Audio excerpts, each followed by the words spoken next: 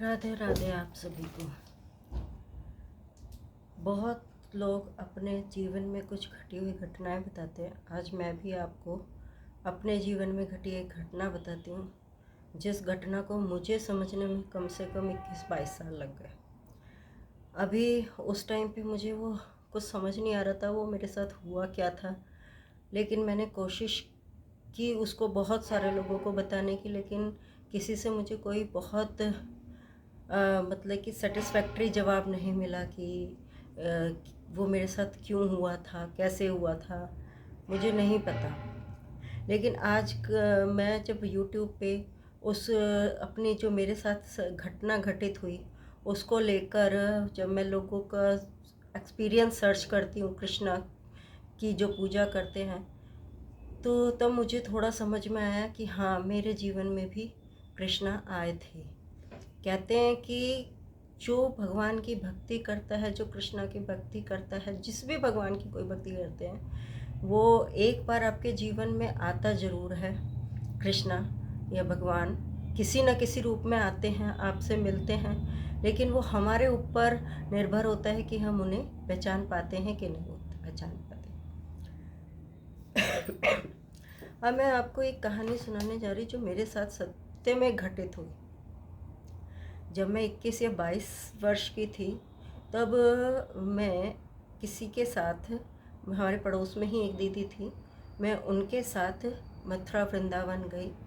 तो वहाँ पर जत्थीपुरा है, जत्थीपुरा में वहाँ पर दूध का, गोवर्धन परिक्रमा में जत्थीपुरा का जो मंदिर है जहाँ दूध चढ़ता है, और उसी के पास, उसी जहाँ पे दूध चढ़ता है उसी के ऊपर चढ़ के वहाँ पर एक सिंदूरी शिला है। जो भी वहाँ सिंदूरी शिला पे गया हुआ है उसको वो देख के पता चल जाएगा कि उसकी ऊंचाई इतनी नहीं है कि कोई अगर वहाँ खड़ा हो तो नीचे से खड़े होकर कोई देख ना सके। वहाँ से सब कुछ क्लियर दिखता है, नीचे खड़े होकर ऊपर का, ऊपर खड़े होकर नीचे का। जहाँ पे वो मंदिर भी है, कहते हैं द्वारकाधीश जी वहाँ सोने आते हैं और फिर सुबह वापस चले जाते हैं। तो मेरी घटना वहीं सिंदूरी शिला की है जो मैं आपको बताती हूँ। जब मैं 21 या 22 वर्ष की थी तब मुझे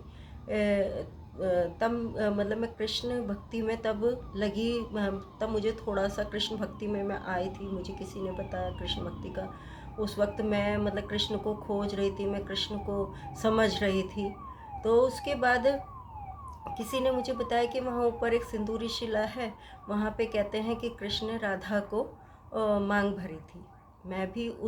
मैं अकेली थी, मेरी जो साथ में लोग थे वो सब नीचे ही खड़े थे, मैं अकेली ही ऊपर चली गई सिंदूरी शिला पर। मैंने सिंदूरी शिला पे सिंदूर रगड़ के देखा कि क्या वास्तव में निकलता है। मैंने उसमें से निकाला, सिंदूरी शिला को रगड़ा तो उसमें सिंदूर निकला।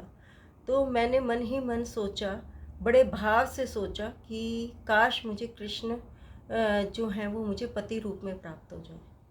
लेकिन मुझे नहीं पता था कि मेरी मतलब कि वो भाव मेरा वो जो बिना किसी मतलब कि उस वक्त मेरे दिमाग में कुछ नहीं था, सिर्फ एक यही प्रश्न था कि काश मेरे प्रभु, मेरे कृष्ण मुझसे विवाह कर ले, मैं उन्हें, वो मुझे पति रूप में मिल जाए।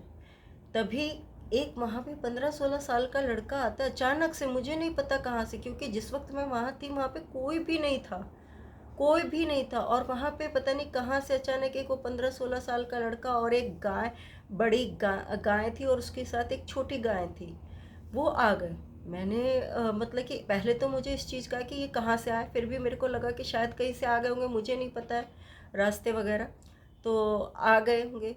तो वो लड़के ने मेरा एकदम से हाथ पकड़ना चाहा और मैं डर गई। मैंने कहा ये मेरा क्यों हाथ पकड़ रहा है, और मैं डर के एकदम से नीचे उतरने लगी। वहाँ से 5 मिनट भी नहीं लगते, दो मतलब 5 मिनट भी बहुत ज़्यादा बता रही हूँ मैं। तो उससे मैं नीचे उतर के आ गई। तो वो मेरे को उतरते हुए एकदम से वो लड़का बोला, या तो बरसानों की है या ना हाथ आवेगी। तो ये चीज़ मैं सोच के कि मतलब कि इसने ऐसा क्यों बोला, और मैं नीचे उतर गई। नीचे उतर के जब मैंने वापस पलट के देखा तो ना तो वहाँ पे वो लड़का था, ना ही वो गाय थी। आखिर इतनी जल्दी वो गई कहाँ से। मैं इस चीज़ को सोचती रही कि ये मतलब मेरे साथ हुआ क्या, ये क्या था। तो लेकिन लॉजिकली मैं सोचती, मैंने कहा नहीं, जैसे सब लोग सोचते हैं कि नए जो बच्चे होते हैं कॉलेज के नए नए, कि सब चीज़ों में लॉजिक ढूंढते हैं। मैं भी उस टाइम पे लॉजिक ढूंढने लगी तो मुझे नहीं समझ में आया। पर अब जब मैं कृष्ण भक्ति में पूरी तरह से रम चुकी हूँ, मुझे सब समझ में आने लगा, तब मुझे समझ में आया कि अरे वो तो कृष्णा ही थे जो मुझे मिलने आए थे।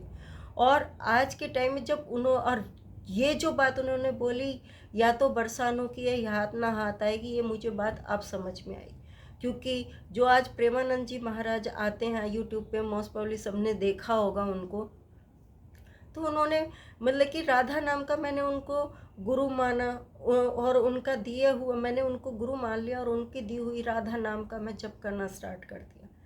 और सच मानो, जब से मैंने राधा नाम का जप करना शुरू किया है, मैं अभी, मेरी शादी के 10 साल तक मैं थोड़ी परेशान थी, फिज़िकली भी, मेंटली भी, थोड़ा फाइनेंशियली भी।